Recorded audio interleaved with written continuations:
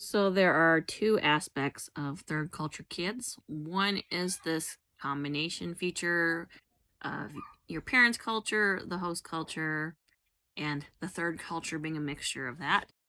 And the second aspect is high mobility. And the reason I originally rejected the idea that I was a third culture kid was because of the mobility aspect. There's absolutely no question that I've had to deal with varying cultures and cultural settings my whole life. So that's pretty much set in stone.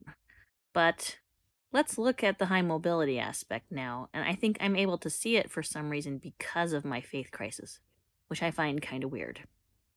Okay, so let's look at the high mobility. These are my edited notes. When I was 18 months old, I was torn from my primary care provider, returned to a resentful mother who didn't want to be home because my dad was called as bishop. Then at age 2, I entered another subculture, which is the hell of the Suzuki violin method. That takes over your life on a daily and weekly basis with lessons, practice, and theory, which is like group work, which is total hell. The third time was moving to a new town when I was 4 to a new house. That also included a new LDS building. First time I'd been to a branch. Until that point, all I'd known was wards. I started kindergarten, and my parents started having multi-unit rental properties, which took over the weekends. Then when I'm 6, my baby sister's born, and I'm kicked to the curb, a failed golden child. We moved to another house. When I'm 6, I had to go to 2nd and 3rd grade in another elementary school. Then I had to go to 4th and 5th grade in another elementary school, at which point my mother started another business in addition to the apartments that they kept. My whole family went to Hawaii around that time when I was 7, 8, 9 years old. It was the only time I ever met my Hawaiian grandparents or saw the island where my mother grew up, and everything was foreign. I mean, I felt like a stranger in a strange land. My mom was like so happy to be more like a fish back in the water she knew, and again, it made me feel like completely alienated from everything Hawaiian, everything having to do with my mother, except the church. And the weird thing is, I felt that way back in mainstream white Christian Michigan, too. You know, everybody goes to sing Amazing Grace, and I don't know the words, or to recite the Lord's Prayer, and I don't know it by heart. I mean, just always never fitting in anywhere. Then when I'm 9, my oldest sisters, who are twins, moved away for college, and I lost my mother figure. At 11, I started a middle school at another building, and that brought together the 3 elementary schools that I'd attended and all my old enemies and friends, joy and pleasure not. Then I quit the violin and started piano with a really strict Holocaust survivor Jewish lady. Wonderful person, but scary as hell. That was a brand new subculture. Then when I turned 12, my dad's job was dissolved where we were living, so we did a lateral transfer, and we went to live in Downriver, Detroit. And I'm a rural person, so that was bizarre.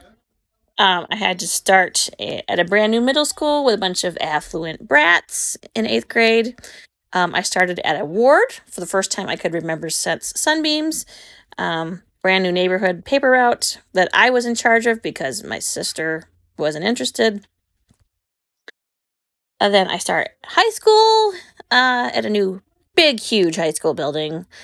And I fall in love with the German language, which is another subculture. So my 17th mobility thing, high change, is when my older sister moved out of the house. And my parents like to dump all the work on the oldest daughters. So it had been the twins, and then it went to her, and then it all landed on my head. And I got to help with moving back to that town that we'd left that I was glad to leave. Because my dad didn't get along with his boss, had a heart attack. They said, if you don't move away from this job, you'll die. So we took a huge pay cut, went back to where my father was a big fish in a little pond. Things had changed, though. We had a new LDS building, brand new. And I tried to get away from my folks. I tried to work fast food, but no. They started another business. They bought a 30-head daycare. So my 20th transition was going to high school with some of these old enemies and old friends. I wasn't happy. New German teacher, knew everything. I was not happy. Then my grandpa dies on Christmas Eve. I am possibly raped as punishment for grieving him. And I get a medical sexual assault. Hurrah. This is why this part of my life I can't remember very well. It's just one trauma after another. A 24th transition, I won a study trip abroad, went to Germany. That was a whole new world, culture shock and everything. My senior year, sometime around then, I'd run away because of the abuse, recorded it. The church knew all the way up to the stake level. My dad was released as high councilman. There was kind of like a Cold War between us. I was allowed to quit working for their daycare and started working on Sunday, trying to break free from them. And here I am, not yet 18, and I don't even get to go to the college that I want. I don't get any financial help, and I have no fucking car or driver's license, all ready to be meeting my abuser, my LDS ecclesiastical abuser. Hurrah! There's my life in a nutshell, and why I do qualify as a third culture kid with the second category of high mobility.